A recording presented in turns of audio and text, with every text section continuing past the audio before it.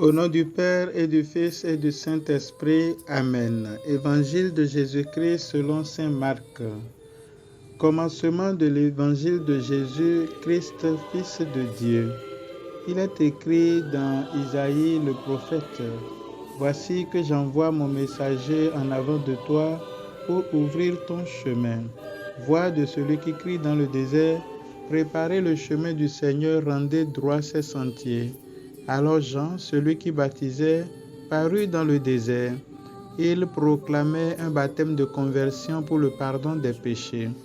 Toute la Judée, tous les habitants de Jérusalem se rendaient auprès de lui et ils étaient baptisés par lui dans le Jourdain en reconnaissant publiquement leurs péchés.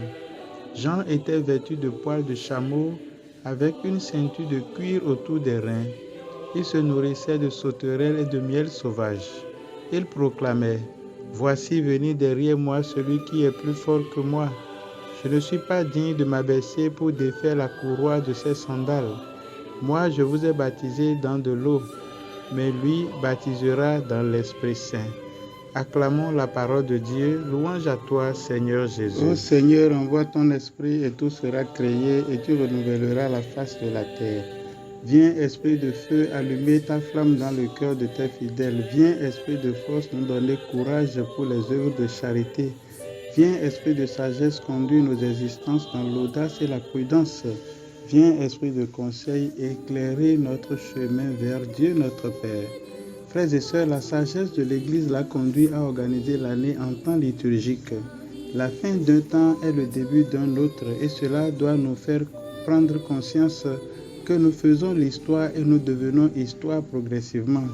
D'où l'urgence de saisir le moment présent et de lui donner du sens.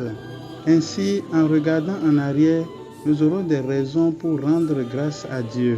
Autrement, nous n'aurons nos yeux que pour pleurer. Les chrétiens ne sont pas appelés à vivre dans le regret et la lamentation, mais ils sont appelés à relever les défis afin de marquer de leur sceau, ou mieux, du sceau de leur foi, l'histoire. Donc, mes frères et sœurs, quel que soit ce qu'a été votre passé ou ce que les autres disent ou pensent de vous, rappelez-vous que vous êtes les seuls à tenir le stylo qui écrit votre histoire et le critère définitif, c'est bien sûr le salut éternel. Pour cela, à la lumière des textes de ce jour, je voudrais nous proposer 3 choses à faire. Premièrement, consoler. Cela suppose l'empathie et la capacité d'anticiper.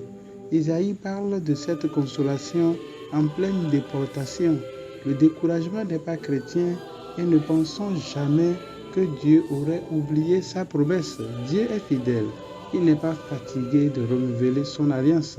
Comme un berger, il continue de paître son troupeau. Son bras rassemble ses agneaux.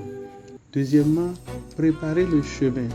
Cela suppose s'impliquer dans la construction d'un monde qui correspond à la volonté de Dieu, un monde de justice et de paix où, comme nous lisons dans Isaïe, le loup habitera avec l'agneau, le léopard se couchera près du chevreau, le veau et le lionceau seront nourris ensemble, le nourrisson s'amusera sur le nid du cobra, il n'y aura plus de mal ni de corruption. À la vue de l'actualité, on dirait que nous nous éloignons de plus en plus de cet idéal. Mais c'est justement là qu'entre en jeu le croyant. C'est là qu'entre en jeu le chrétien en ce dimanche qu'on peut qualifier de dimanche de l'espérance. C'est ainsi qu'adviendra le ciel nouveau et la terre nouvelle où réside la justice.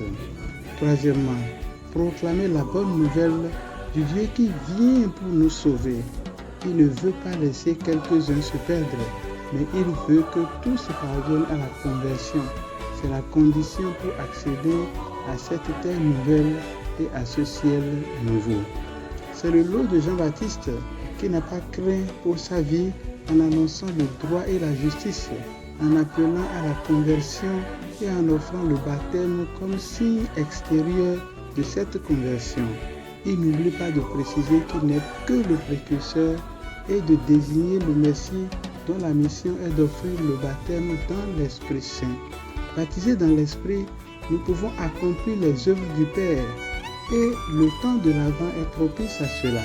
Trouvons du temps, mes frères et sœurs, pour notre rencontre personnelle avec le Seigneur dans la prière, mais aussi dans le frère et la sœur démunis. Comme on le dit, personne n'est trop pauvre pour ne rien avoir à partager avec les autres et personne n'est trop riche pour n'avoir besoin de rien venant des autres. Ceci suppose la vertu de l'humilité qui caractérise aussi bien Jean-Baptiste, Joseph que Marie, sur lesquels nous avons les yeux fixés comme nos modèles en ce temps de préparation immédiate à la fête de Noël. Comme eux, baptisés dans l'Esprit, nous sommes remplis de puissance pour devenir les consolateurs de notre temps. Que la paix de Dieu repose sur vous et que dans la joie de la préparation de l'accueil du Seigneur, nous soyons des consolateurs maintenant et pour les siècles des siècles.